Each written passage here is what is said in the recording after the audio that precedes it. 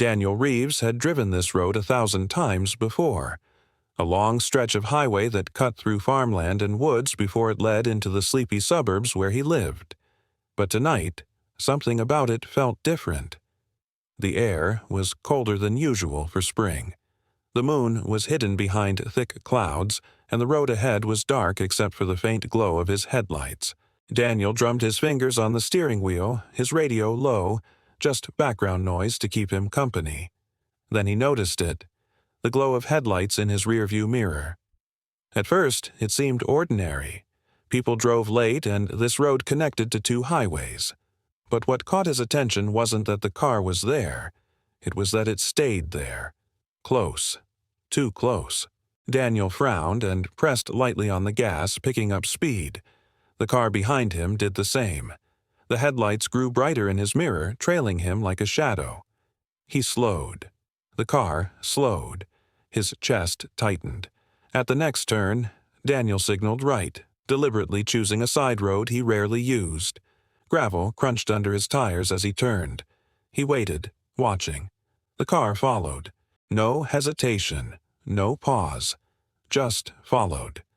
A shiver crawled up his spine. He told himself it was a coincidence.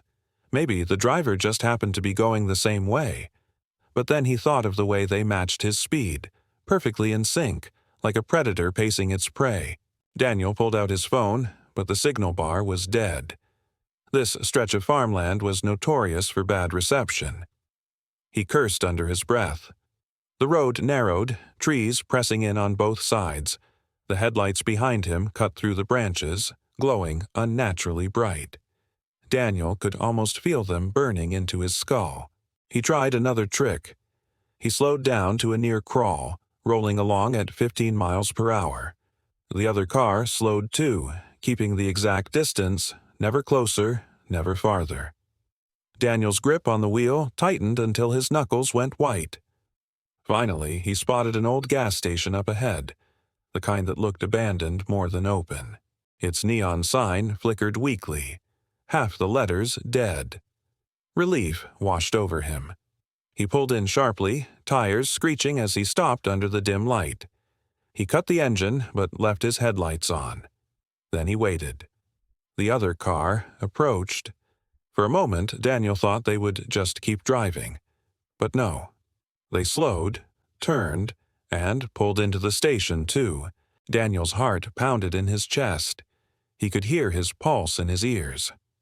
The car parked 2 spaces away. Its engine idled.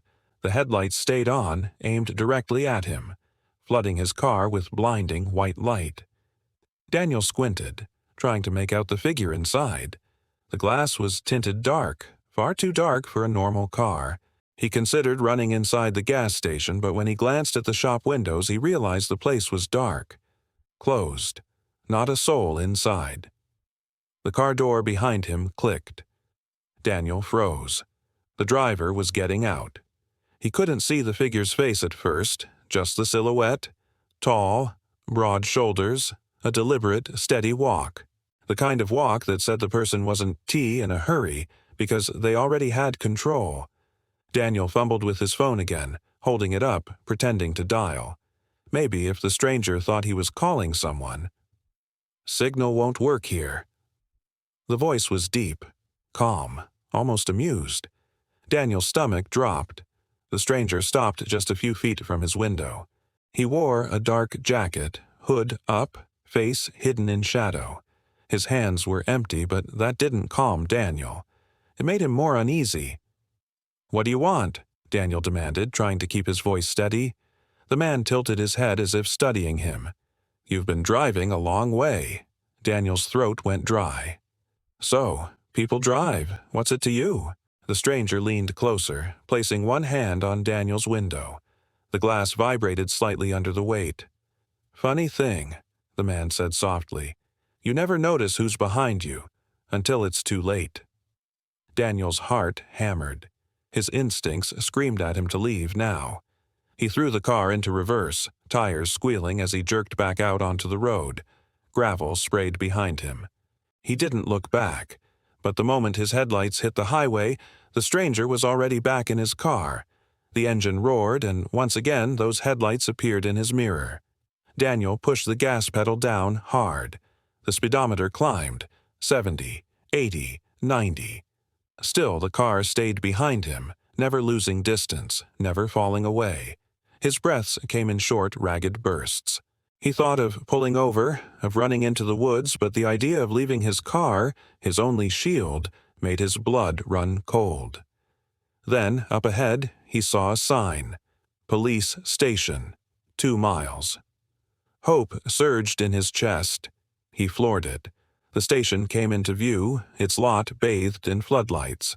Daniel whipped into the driveway, slamming the brakes so hard his body lurched forward.